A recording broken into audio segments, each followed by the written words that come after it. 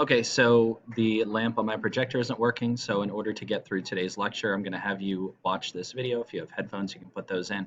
Make sure that you're listening, following along, and filling in the notes as you go. You're going to do the 9-line writing first, and then we're going to move on from there. So go ahead, take care of that if you have not already. This image shows the growth, its rapid growth of the Mongolian Empire. You can see from about 1200 or so, it starts off in Mongolia and then moves down into China from there and then spreads into the Middle East after that. You'll notice that right at the very end, it splits up into four distinct um, areas. Those are the four khanates that are created after the death of Genghis Khan. You learned this in the notes from yesterday.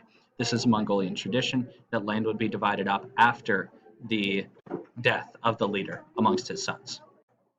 This is going on right during the same time period as the Crusades are ending. We're starting to make our way in Europe into the Renaissance, and so that's going to be a very large influence over the notes that we have. Here we have another map. Again, you can see the breakup of it after the death of Genghis Khan.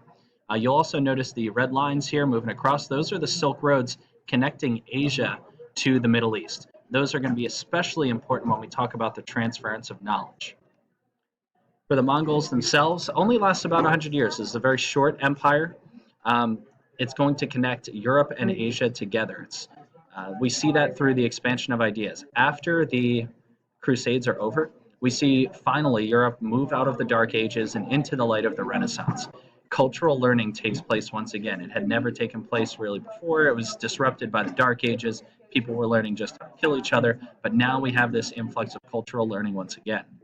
This is all due to trade. As trade is increasing between these areas, you're going to have the ideas being influential for them as well. For the religion of the Mongols it's going to be based on nature, but the reason is these are nomadic people. They really can't grow very much there, and so they have to depend on what nature can give to them as much as possible in order to survive. This is also going to kick off the Age of Exploration, 1492. Columbus sailed the ocean blue, about 200 years after this. And the reason is, as that trade is occurring, you have different ideas being traded between the Mongols and the people of Europe. As that is happening, the Europeans are realizing what a great couple of civilizations are out there. They're realizing the products that are kept in Asia, and so they want to continue that. Now, the problem is to make the trip over those long Silk Roads is very difficult. It takes a long time. You're going to get taxed multiple times along the way. It could be very unsafe. And so the Age of Exploration in Europe and Columbus is thanks to trying to find a better route to Asia, a better route to those products. Elements tied the Mongols to expansion. Well, the value of trade. They have to trade for everything that they need. This is going to mean that for them, it's especially important to have that trade take place so that they can get what they need, since they can't grow everything there. So they put a lot of emphasis on trade compared to other places in Europe. In addition to how the Mongols worked as nomads, you also have those Silk Roads that are built, and that's going to allow them to expand pretty quickly. Along those Silk Roads, we see the expansion of paper money. It's created in China, but it spreads out along those Silk Roads and around the rest of the empire. Eventually, that's going to make its way to Europe. And if you think about it, it becomes much, much easier. You don't have to carry actual heavy money or gold or whatever it may be. You can carry something that represents that. That is paper money. We also see an increase in documentation thanks to the Confucian scholars of China during this time period. Those Confucian scholars are going to detail the ideas of the Mongols. They're also going to detail the spread of various ideas along the Mongolian Empire. The Mongols are known for supporting new ideas, accepting missionaries, religious missionaries that make their way there, accepting of other visitors, including Marco Polo.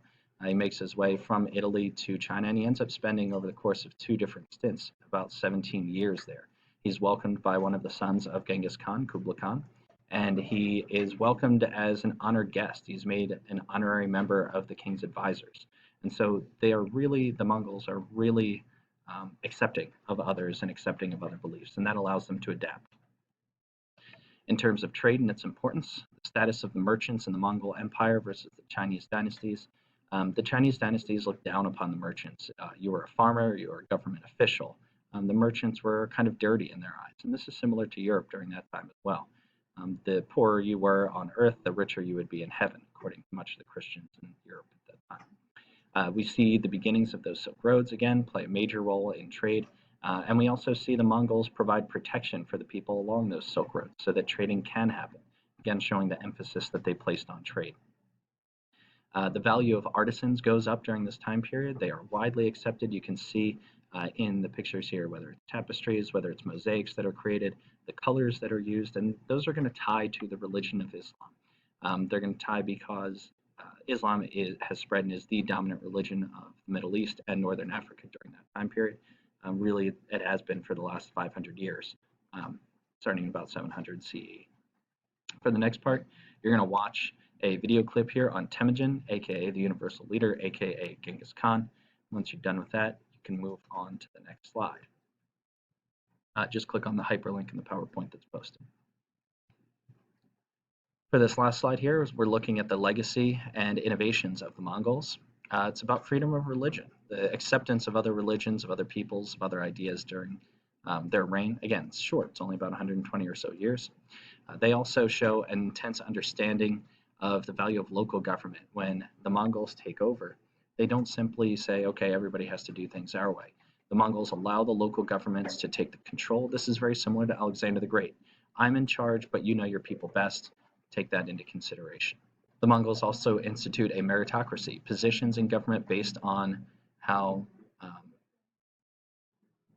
well respected you are, how much you deserve that position. It's not based on who you know. It's not based on how much money you have. It's based on who would do the best job. The Mongols will ban torture. They expand the army.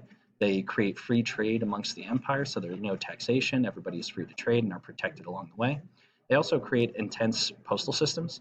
They can get a letter 5,000 miles in just 1 month. No boats, nothing like that, and they can do that very quickly. To give you an idea, it's about 3,000 miles from New York to Los Angeles. They can do that in a month thanks to their system of horses, as we'll see. And finally, just a redistribution of the wealth, making sure that the poor are cared for throughout the time.